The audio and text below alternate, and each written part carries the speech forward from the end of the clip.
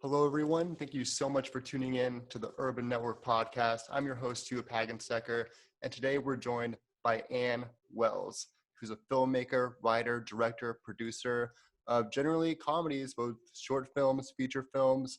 She loves satirical and sarcastic humor and using that to create ridiculous and outrageous movies. Ann, thank you so much for joining me. How are you doing today? I'm great. Thanks for having me. Of course. I was like looking at your website and just talking to you in person at Urban Office, and it was just like immediately intriguing to me, like what you did, because I've always been a huge fan of comedy, of course, and like story writing and storyboarding. So I'm like really excited to like pick your brain and learn more about your journey as a filmmaker. That's great. Yeah. So why did you get into filmmaking in the first place? So, when I first got into the industry, I was acting, and I did that for several years. And the problem that I had with acting was that you have very little control over your own career. You know, you don't really get to choose what projects you're in or, what you do. You're basically kind of running around going, please pick me, please put me in this, please do this, and you just have no control. And I'd always been a writer. And so at some point I was kind of like, well, why don't I just write some stuff and, see if I can figure out how to produce it and just make it happen. So that I can like create my own roles. And the whole idea was that, and this is actually very common. This is how a lot of people get into producing and directing, is that they're actors first who want to take more control over their career. And so they go, I'll write my own roles, I'll write the kinds of things I want to play. Yeah, they don't want to wait a decade or two to play their dream role. It's like, why not create why that not for just themselves? write it? Yeah. Yeah. And that way I can show off what I can do and whatever. So it's a well-meaning idea. But in practical life, it doesn't really work, because being behind the camera and in front of the camera at the same time it's not that it's impossible. It's just really difficult to do both very, very well. Yeah. So when you're in front of the camera as an actor, you want to be able to just lose yourself in the character and in the moment and allow the director to guide you, through whatever the scene needs and, whatever the other people are doing in the scene and, all of that stuff. And you really need to be able to shut everything out, and just live in the moment and just experience what's happening with the other actors and not think about the big picture, not imagine what the camera is seeing or, whether the lighting is good or what's in the background or other people's lines or other people's behavior or whatever, and then, as the director, you really have to be behind the camera the whole time. I mean, if you're really going to say you directed it, you really have to be looking at the frame at every frame. You have to have control over every frame. You have to decide, is this what I want to say? Is this how I want this to look? You have to look at everything, what's on the walls, what the extras are doing, and how it all ties into the story. And so you're constantly having to think big picture.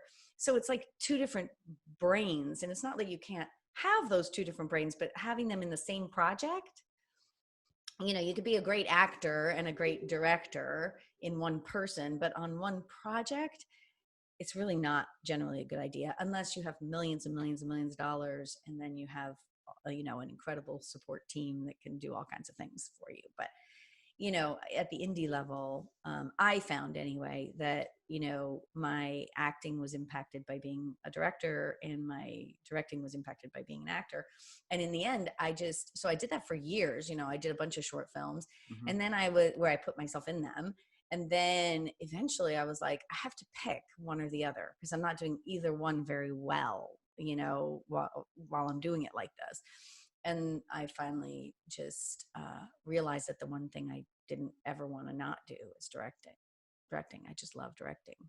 So, it allows me to tell the story, the full story. And I love storytelling, and, I love writing, and I love, the whole thing, taking all these different pieces and putting them together to make one thing. And that's really, one of the things about filmmaking that a lot of people don't realize it, it's almost impossible to get a film made. I mean, it's especially at the indie level, it's just almost impossible. Yeah, Like all the moving elements. all the moving parts. I mean, just getting the funding to begin with, but then just putting together all of the pieces, you know, all of the different people, and they're all artists in their own right with great ideas and great things going on. And you don't want those ideas clashing. You don't want too many cooks in the kitchen. Mm-hmm. You know, you don't want it to get all messy and muddy, but at the same time, you want to take advantage of all of these great minds and great artistic, you know, impulses and everything.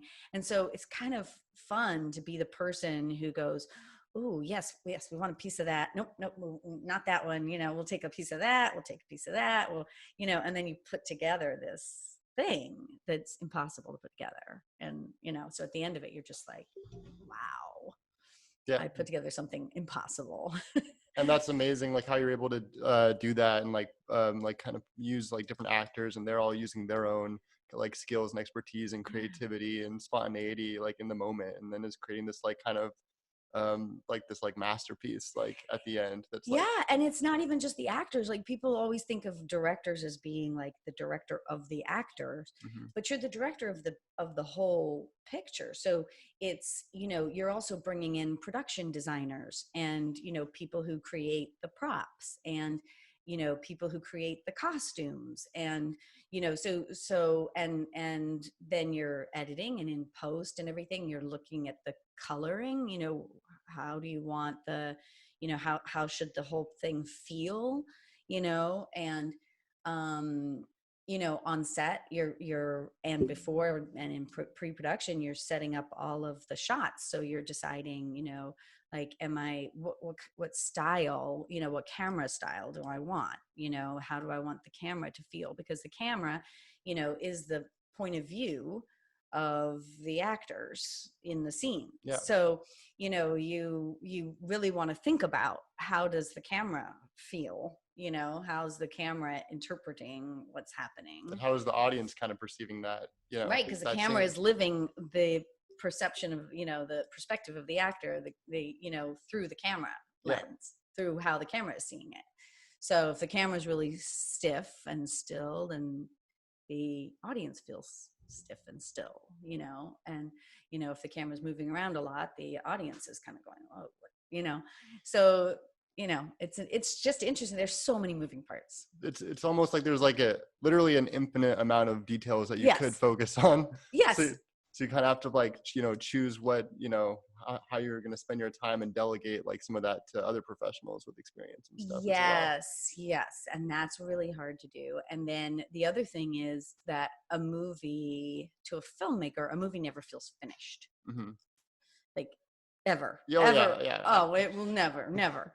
So you have to also you make sacrifices all along the way. You have to constantly be, oh shoot, okay, I have to cut that out, you know, because of budget, because of time, because of, you know, blah, blah, blah, blah, blah. So you're constantly having to reshape this vision that you have. And then at the end of it, you know, it's the only reason it's the end is because you've just decided that I'm going to make this the end. But you could keep picking and changing things forever, you know. Totally. Yeah. Just in my, you know, like few years experience in just editing for clients and businesses and this podcast and like these like behind the scenes YouTube videos that I do, you know, I always am just like, oh, I could always pick this apart more. But eventually you want it out by some sort of like deadline, right, or before, you know, or like during a certain season. But I'm very curious about like kind of your history in filmmaking. I know you're Emmy nominated. What are like some of your, like what projects and films are you most proud of? And tell me a little bit about your filmography. I mean, I would have to say that An Accidental Zombie Named Ted, the feature film that I have out there, is my proudest achievement. It took years and years of my life to get that thing done. And it was, you know, it's nothing, the end result is nothing like the original plan, you know, because over the years I had to keep changing things, you know. It would be like, well, we could get the funding in Toronto with this one company.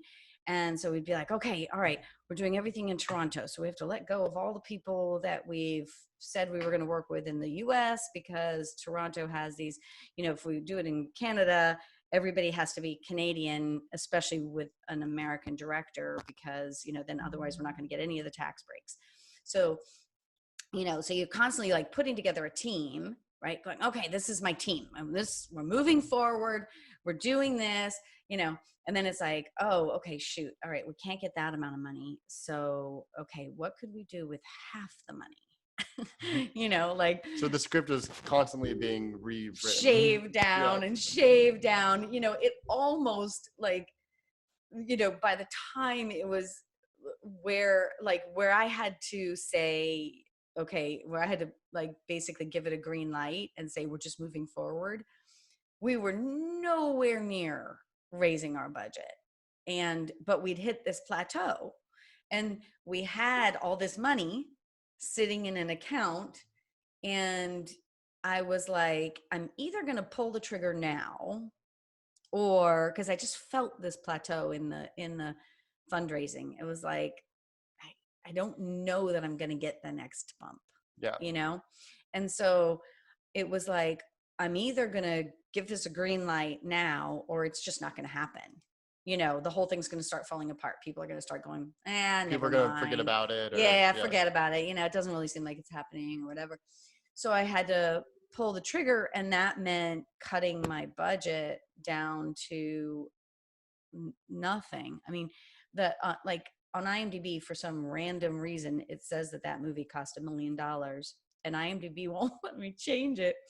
But I didn't put that in there, and neither did any of my producers.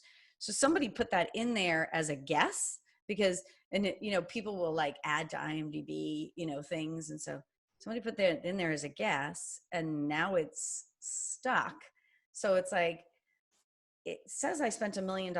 What I spent was $138,000, and there's a big difference. But,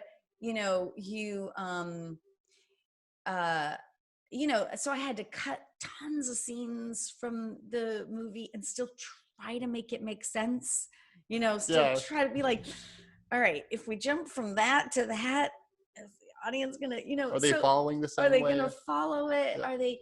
And, like, the end result is, something that if I were watching it as an audience, member, I'd have lots of critiques, about it. Yeah, like what you would do differently.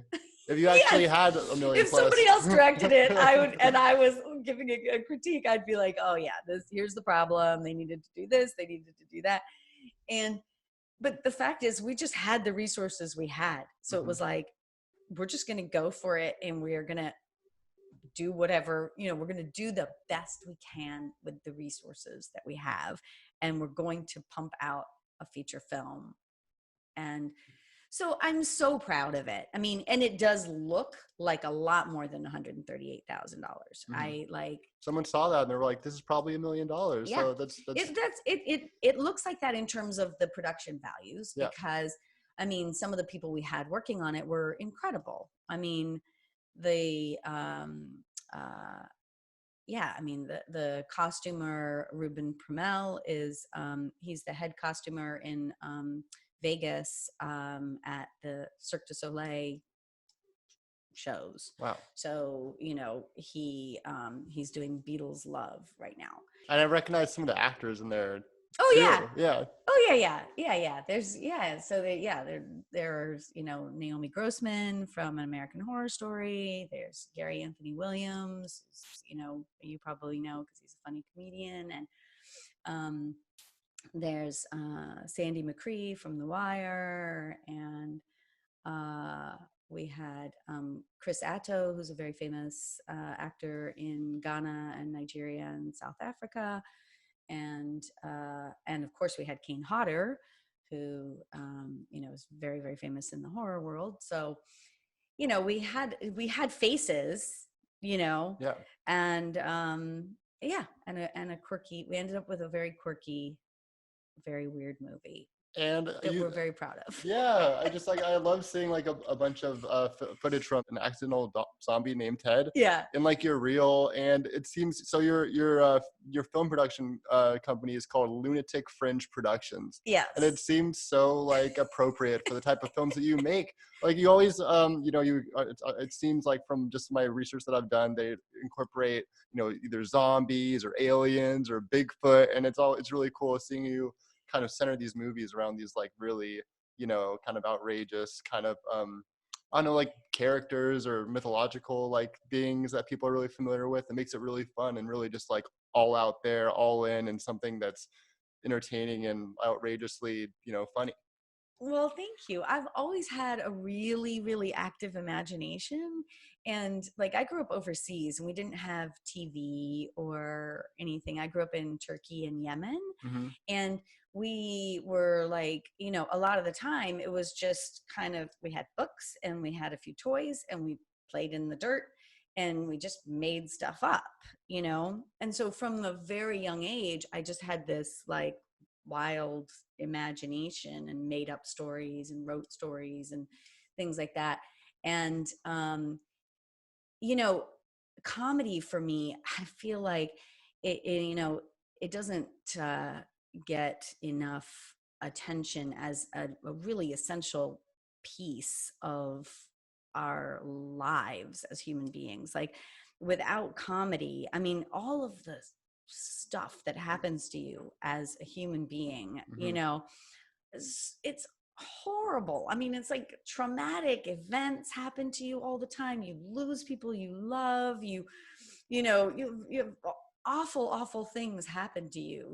And the Yeah. older you get, the more happens. And it's like I'm like we have to find breaks from that, and we have to find ways to lighten like some of the things that we go through. And to cope those like, adverse experiences and, deal with them and bring light of them. Yeah. Yeah, yeah, I mean, even and not have these things that are sort of like off limits, because to me that really isolates people. Like for example, really my best friend in the world committed suicide, and he was the funniest guy that I know, and it was the biggest trauma, biggest loss, in Mm-hmm. my life, just awful devastating thing. But his friends and I, we bond by joking about his suicide, you know, like, and it's sort of like in a lot of, communities or circles, you can't joke about stuff like that. Like Yeah. you Feel good. can't That's joke. taboo or Yeah, but you can't joke about disrespectful it. or, Yeah. yeah. And that makes people experiencing it feel very alone. Like if you're like, oh my God, so and so had somebody commit suicide, let's just not talk about it. Just don't mention it to them. You know what I mean? Mm-hmm. Like I feel like we tend to do that as a society. Like it's rude to mention it. So don't say anything, and definitely, just be very serious.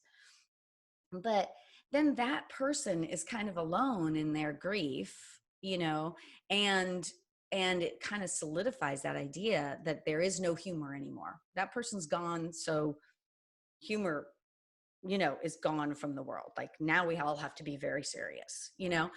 And uh you know I don't know. That resonates with me. I don't think things should be off limits, especially when they relate to, your own grief or Yeah. your close friends. I know like growing up, I had a family member with like schizophrenia, and that was Yeah. really, really dark. Yes. But me being able to like sometimes kind of make light of that or Yeah. joke about it in certain situations with like my siblings or their family members. Yeah. It's just like these little kind of release. I don't know, comedy is essential just to dealing with kind Yeah. of the things that life like throws at you. Yes. And it doesn't mean that you're necessarily disrespecting somebody. It's just literally like making kind of the most of a situation and like honestly pairing like a positive emotion and a good Mhm. experience with something that Mhm. previously was just dark. Mhm. So Yeah, that's exactly right. And I feel like the friend of mine that I lost to suicide, was the one who's really taught me a lot about that. You know, he was just completely irreverent in his humor. You know, he could make fun of anything. And I feel like I'm honoring him wherever I can find humor, you know, about his suicide or just anything, you know, wherever I can find it and make light of it. If he, like, at his funeral, we kept saying, we gotta play jokes on people or something, because if Jordan was here, like, there's no way you couldn't take Jordan to a funeral and have him be serious through it. You know, he'd be playing practical jokes on people through the whole thing. Yeah. He'd be making fun of the dead person. He'd be, you know what I mean? Like, and that's who he was. And he was so funny. And it's almost like, I feel like it's not honoring him if we take his suicide too seriously, you know, like, and I don't mean that it isn't a serious, awful thing in our lives and that we have to deal with every day, but, like, you know, for him, you know, what he would want is for us to find what's funny. Yeah, because that's what he did in every situation that he Yeah. could. Yeah. And exactly. And he tried to teach us all that while he was here, you know? So it would sort of be disappointing if he came and, you know, onto this earth and He's like, you guys are boring. What are you doing? and which is what he did, right? So he created, like, so much humor in life. And then, you know, for him to leave and then be like, oh, humor's gone now. You know what I mean? It's like, well, then what was I there for? You know, didn't I teach you anything? Yeah. Well, I'm sorry for your loss. Yeah. And thank you. I hope, you know, Jordan, is that his name is Jordan? Yes. Yes. Yeah. It's just, you know, watching down on all the jokes you were Oh, making, yeah. the movies Oh, yeah. that you're creating. And, yes. yeah. Yes. Yes. So you've been creating films for like a few decades now, or almost since 2004. Yeah, 2004 was my first short film. Nice. And so you've been writing scripts for a long time. Definitely always been something that I've been interested in and researched. Like one of the books I read recently was like Save the Cat. You know, it's like pretty common, just like best practices for like writing films, you know. Oh, is it? Okay, I haven't even. It'll like boil down to this like science, right? Where it's like, okay, scripts are supposed to be 110 like pages, not like page 12 a catalyst happens and the B-roll story starts about 30% through. Anyway, it could be hard writing something with like some sort of formula. I'm curious, do you think scripts should have a formula like that, or like do you use any sort of process when you're writing a script? So I actually think formulas can be useful. You can learn a lot from learning about what other people's formulas are, but I also don't think you should get stuck to one way of doing things. You know, also because the audience changes all the time, right? So whoever, you know, when they're writing these formulas and creating these formulas, it's for a specific audience at a specific time in the world, right? And the audience is constantly going through, you know, all the changes that the world goes through all the time. And so the audience changes. And so those formulas don't necessarily work anymore, you know? So even just formats of, you know, whether it's, you know, feature films are doing better, or short films, or limited series, or, you know, full-on series, or whatever, you know, the companies are always looking for different things because the audience is constantly asking for something different.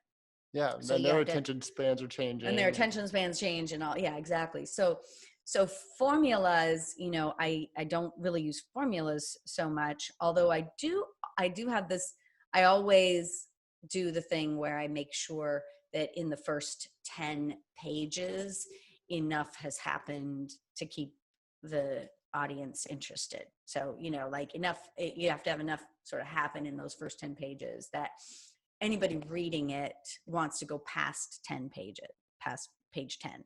Yeah. And that's just, you know, it's just kind of like a little rule that I use. But mostly what I do is more like mapping than, you know, formulas. It's really just more like I write everything. I spread papers everywhere, all over the walls, all over the desk, you know, and I, you know, try to map out the arc of not only the, you know, the main story, the B line, the, and each character, Mm-hmm. like I try to just look at it all, where I go, okay, so, you know, I have a map kind of to use. So I not only know where somebody's going from where they started, but also kind of where we need to see change start happening, right? Where Yeah. where we just need to see a hint of something happening or whatever. So then while I'm writing, because you can get totally lost in writing, and you can come back to it a few months later and not even recognize it as your own words, because you just get totally lost in like the conversation that's happening, between the characters and stuff.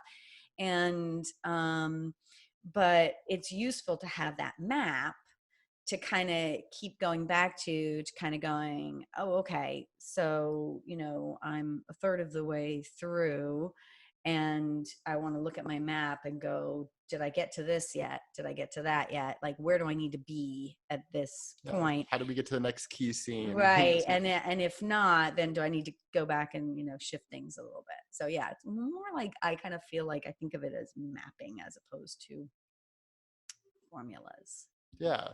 I'm always curious about, people's processes when creating a story, because Yeah. there's so many different ways to go about Yes. it, right? Like, I'm sure some people just get really like think of a really cool scene and they just build a whole movie around that. Yeah. Or they have like a moral that they're trying to, I don't know, Yes. like get across, or a lesson. Yeah. I do a lot of like I have a lot of like skit ideas, Mm-hmm. like I'm constantly going, that'd be a funny little skit, so I jot those down and I try to fit those into my writing, like where just sort of like I go, would this character, be able to have that happen to them? So I do a lot of that. But my biggest advice to people who are writing scripts is to read scripts. It's really, really how I learned. And uh, because there's just a very specific way that a script reads, Mm-hmm. and it does need to be 1 page per minute, and per finished minute in the Yep. movie. There are these sort of specific rules that you have to stay with, and by reading scripts, you just get a feel for that pacing and timing and how that should be. And so if you read like your favorite, you go find the scripts to your favorite movies, then you start understanding what the connection is between the script and the finished product. Yeah, just like read scripts to your favorite movies and you're like, wow, so this is what it looked like before they even casted everybody and press Yeah. record. And then you see how bare bones it is, right? Because the Yeah. script is like mainly just dialogue and setting the key of components of the scene, and so much of the other stuff that you actually see or what impacts you on film is up to like the director or Yeah. like other professionals who are on set, or Yeah. the set designer, or the casting director, or whoever Yeah. it may be. Yeah. So there's as we kind of mentioned, like so many elements, like almost an infinite amount of elements that go into creating a film. What do you enjoy like most about it? Is it the writing or the directing? It's probably impossible to even choose, but what Yeah. do you think? I don't know. I mean, my favorite thing in the whole world, I would have to say, is being on set as a director. Mm-hmm. Like because the amount of work that it takes to even just get to that is huge, right? And so showing up on set of a project that you wrote, that you produced, and you're directing, that feels really, really good. It just feels really good to be on set and be in the mix, and you're constantly running and constantly having to make quick decisions, and there are fires being lit left and right, and it's like, oh shit, now it's raining, and now this is happening, and there's this constant kind of energy to it, and there's a family feel. By the time you get to set, you've done so much work in pre-production with all of these people that once you're on set and you're there long hours together, and you're dealing with all the stress together. So everybody's like going through whatever's happening. Everybody's like, oh my God, that happened, what are we doing about that? Oh my God, that happened. Yeah. Where's that hat? Where's that? Like, and you're having these, you're dealing with the stress of it all, surrounded by these other people who feel just as strongly as you do that would get this done. So like, let's get through this, we can do this. You And find the hat and everyone cheers. yeah, exactly. It's like, okay, we can move on. And I don't know, there's just this energy there. So I would say that that's probably my most favorite thing. But just under that is writing. I love, like, one of the things that I did for a project was I went to my mom's friend's apartment that was empty in Chicago, and I didn't even tell anybody that I was gone, except obviously my husband, but like, nobody knew where I was or that I was gone or anything. And I went to her empty apartment, overlooking the lake, and I didn't leave. Like, I think I was there for 10 days and I did not leave. I brought groceries in with me, and I never left that apartment. I set up all of my taped papers all over the floor, all over the walls. And she has this huge window just overlooking the lake. And I just sat and wrote. And that was amazing, just to totally get lost in your story. And, it's, just, it felt amazing to do that. So yeah, it's kind of a toss up, but I would have to say, being on set directing is really my favorite thing. Yeah, I mean, in both those moments, you are creating the story, like in the set, and like so tangibly so, Yes. and then, you're envisioning how those moments might look when you're writing the script out. And then in this, if you have time when you're actually producing or directing the movie, you're like reflecting back on that time you spent at the cabin, and you're like, oh, I remember when I just thought of this idea or this joke or this skit. Yes. Yeah, and it's magic when you have it, then you get to see the actors bring it to life, and you're kind of like, that isn't even what I had thought of. You know what I mean? Like, that's something new and different that I hadn't even thought of. Yeah, or like the tone in which they said a line, you're like, wow, that works so well. Yeah. What about the most challenging elements of creating a film? Oh, I mean, fundraising, everybody will tell you. It's it's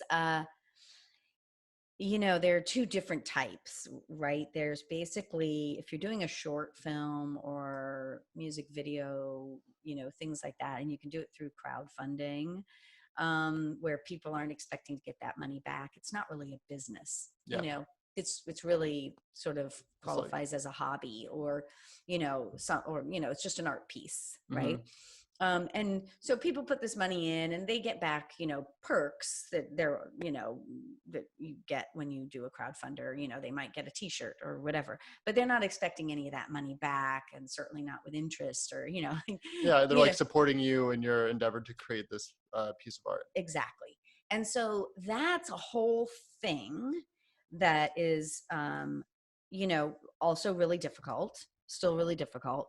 But when you're talking about doing features or something that is a business, so a lot of filmmakers forget about that piece, because you tend to start, like I did, doing short films and stuff where everybody's pitching in, and you kind of think, oh, well, a feature is just bigger.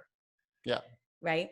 But a feature is a business, because the minute you have the amount of money, you're talking about the amount of money that you would need to do a feature. You're not talking about people donating money anymore. You're talking about people who need that money back. So then you have to look at the entire thing as a business and go, how do I set everything up, to make it so that I can get these people their money back, Yeah. And so that makes, it's really ends up being two completely different things, but either way, it's the hardest thing.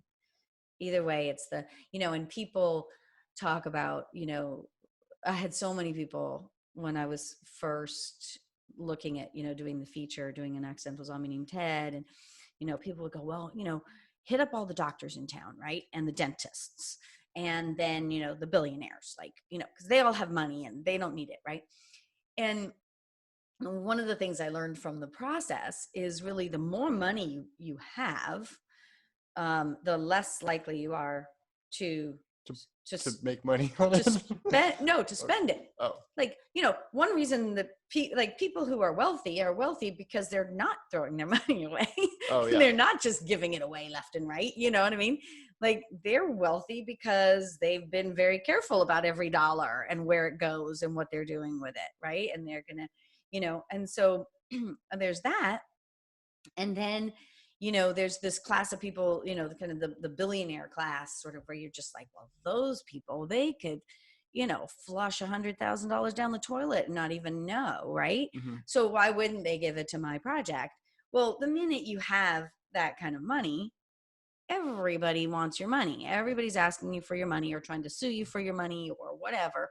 One of the things that I learned from sitting down with some of these people that were that wealthy was, some of the hardships that they have, like, for example, just being constantly asked for money. Mm-hmm. Yes, they could throw $100,000 away, but they don't. And that like would be stupid. They're not idiots. Yeah. And, they also have a million people asking for it. So why? Like, why? What do you, and so, like, one of the bits of advice that I give filmmakers who are trying to raise that kind of, capital is, like, with anything else, it's a give and take. You have to think about, what am I offering them? Not just knocking on doors begging. You're not like, hey, can I have some of your money? Can I have some of your money? Can I get some? Why? Like, why? What's in it for them? You have to have, like, a distribution plan prior to reaching out to them. Well, I'm not even talking about that. I mean, that, film is not a great investment. So anybody who's looking to put money into a film is not doing it because it's a really good investment. It's a really good place to put their money. Yeah. They're doing it because it's a fun investment, because they're doing it for whatever reason, right? But you have to figure out what their reason is. And what their reason is really the most important piece of the whole transaction or the whole interaction, because so that you're not coming to the table empty-handed. You don't want to go to the table being like, hey, I'm a really good person and I want to make this movie and it's gonna be really funny and I think you'll really like it, and so do you want to give me some money for it, right? Because that's a totally one-sided thing. Yeah. Why does somebody want to do that? Like, what's in it for them? So really, you have to research first who you're talking to. What do they want in life? What are they interested in life? And what are you bringing to them? What do you have to offer them? And you have to really get to that. If you don't have anything at all to bring to the table, then don't do it. Don't go, if somebody's like a big horse person and what they're really into is horses and they're a billionaire and they love horses and that's what they do, right? Well, then don't go knocking on their door with something that isn't horse related. Yeah. That's rude. It's like, I didn't even bother to find out what you're interested in. I didn't even, but if I have a project that has horses in it or that somehow benefits horses, or I say, I want to benefit this one foundation that I know you're really interested in, and I want, some money to go to that. And also there's going to be a message in the movie, about, how to help horses, right? Then that's a guy, you want to target and go, it makes sense for me to sit down at the table with him, and I have every reason to ask to sit down at the table with him. Here's what he has that I need, and here's what I have that I think he might be interested in, And so it's not so much that you're trying to sell them on what a great, because that's the other mistake people make, it's really against the law to try to sell people on a return on investment, or yeah, it's against the law, and you cannot take money from people who don't have it to give. First of all, like, you can't be like, oh, put your retirement in here, like, that's against the law. And it's against the law to tell people that it's a good investment when it's a very risky investment. The truth is, it's a very risky investment. Sometimes it hits big, but you know, in the indie world, it's a risky investment. When you get to studios, that's not a risky investment, right? Yeah. Because they've done all of the numbers, you know, they know exactly how much money Tom Cruise is going to bring in this territory, in this territory, in this territory, in this territory. It's worked a million times before, you know what I mean? Like, and this is how much money we spend, and this is how much money we get back, right? They have all those things worked Yeah. out, much less risky.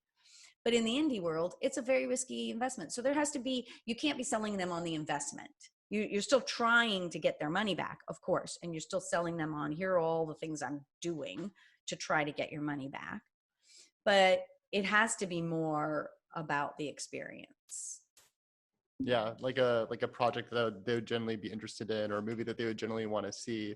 Yeah, or maybe there's someone who would really love to be on camera, right? And they have some extra money, and you know, like you know, you could put them in a role, or and give them the whole experience of being on set and everything, and they don't have to go through years of, you know, being in Hollywood and getting their headshots done and trying to get on camera. You know, they can help fund a movie that they're going to be in. Yeah, You know, cross off that bucket list item in the yes, process. exactly. So, you know, you just try to figure out what's in it for them. Yeah. So I know that you're about to try to fundraise for a new up and coming project. I am curious about what current projects you have going on right now, and then we'll lead into this exciting music video. Okay. Well, that is the exciting thing that I have going on right now. Yeah. So, yeah, so it's a music video for a band called I Don't Konform, and they're a Navajo Nation heavy metal band. And yeah, it's really exciting. I met them at a film festival last year, and I was there on a panel speaking, and they were there because a documentary had been done about them. And so they were there for the documentary showing, and then also they were performing that night. And I got there early, and I was with a friend of mine, and we were just kind of looking around, and we saw them sitting at a table, and we were like, hey, let's go meet those guys. You know, Yeah. who are they? And so we went over and introduced ourselves, and sat down and started talking, and we just really hit it off. And that's how the idea was born. I don't conform. Yeah, what's the name of their song again? Fuck your face. Fuck your face. Yeah, so metal. That's awesome. It's very metal. It's yeah, you know, at first people were really like, you know, you can't do a song like that. You know, people aren't going to want to give money to something called Fuck Your Face. And it's actually a really visceral message. It's a really important and cathartic thing to say, you know. Yeah. And it can't be tamped down and still have the same effect, you know. They have very, very genuine, justified anger, and you know, that, you know, they've had generational trauma, and you know, they should be able to say fuck your face, you know, like it, you motherfucker, which Yeah. is part of the rest of the song, you know. And you know, the worst thing I think that, you know, the world could do is to try to tell them to tone it down, you know, be more polite in your anger towards people that, you know, persecuted you. Yeah. Can you tell me a little bit more about like this band's like background? They grew up on like a reservation, right? Mm-hmm. And what do you think kind of differentiates them from other metal bands? So they grew up on the Navajo Nation reservation, and what's unique about them is they're really driven. The lead singer, Kyle Felter, is the lead singer and lead guitarist. They're all really, really excellent musicians. Like, that's not the only kind of music that they do. I mean, that's the only kind of music that the band does together. But I mean, individually, they play other instruments. They are really talented musicians. And what makes them different, I think, is Kyle's drive to make something of himself and do something. And they all have the drive, but Kyle really kind of moves it all forward. And what he did was that got them that made it so that a documentary was written, was done about them, is he was looking to record, he was looking for a specific sound, when he was wanting to record his album. And he was looking online, like at notes and things, from different music producers, and just kind of like, how do I do this? And he found these handwritten notes, like pictures of these handwritten notes somewhere, how to record analog or whatever. So he's reading these notes and he's like, God, whoever wrote this really knows what they're talking about, And then he starts researching, like, where did these notes come from? Like, who wrote these? And it was Flemming Rasmussen, who is a very famous music producer because he produced 3 of Metallica's biggest albums, and lives in Denmark. And so Kyle, just said, I'm going to reach out to him. I'm going to see if I can pick his brain more about this. So he sent an email, and Flemming's response was basically, I want to hear, your stuff. I want to know how good you are. Yeah, it's so cool of him to reach out and respond too. It was so cool that he responded. Yeah. And he did. And so Kyle sent him a demo, and Flemming was like, I love your stuff. I love your sound. I love what you're trying to go for. And you should really come here, and, we should record your album here. And so at the time that they flew to Denmark, they'd never been out of Arizona. So they flew to Denmark and recorded their album with Flemming Rasmussen, who, by the way, is also going to be in our video. Nice. He's coming from Denmark, and he is going to play sort of a pivotal role in the video. And so that's really cool. And he's a real big fan of theirs. He is just like, when I was talking to him on the phone, he was like, gotta get this, gotta make this happen. We gotta do this, and we gotta get them on the map. We gotta get people listening to them. They're really good. So what an amazing person to have in your corner. I know. And like your whole team around this, including yourself and the band, and Yes. Flemming's. What's his full name? Rasmussen. Mm-hmm. Yeah.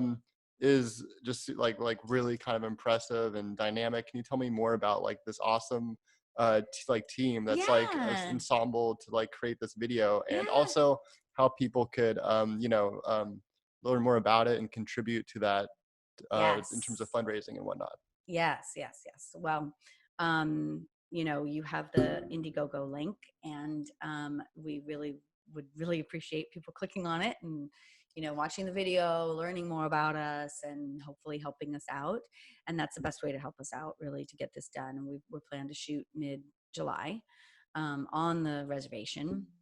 We've already met with the president of the Navajo Nation, and they've been helping us set everything up. And so we have all of that. We have a little team of female producers, and I'm really proud of them. It's just an amazing team of people.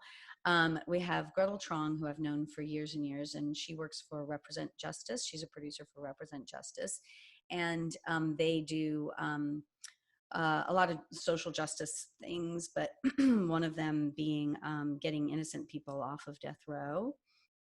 And they've had huge success, and just, they're just an amazing group. She also has helped with other things, like she helped with the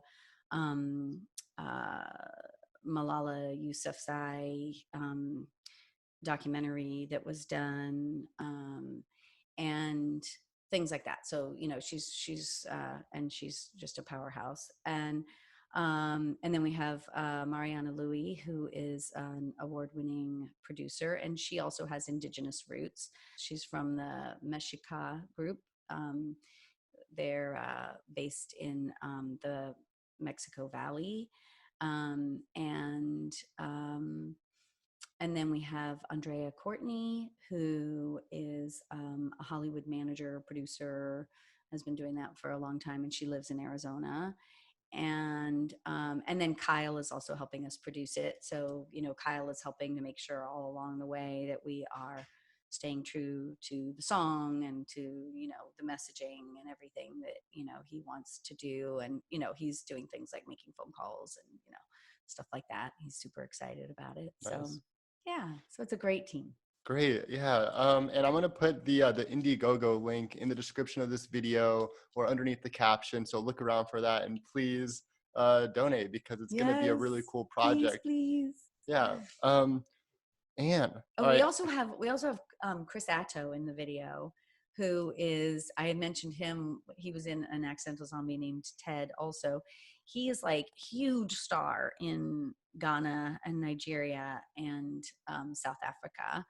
And just a really amazing guy, super talented actor, director, and MC. He does all kinds of things, and he's an amazing guy. And so he's going to play kind of one of the main characters in the video too.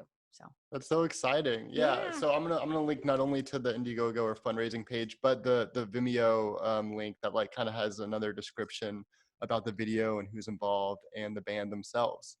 So everyone, make sure to check out that video and donate some money if you think it'll be really cool, which it definitely will be.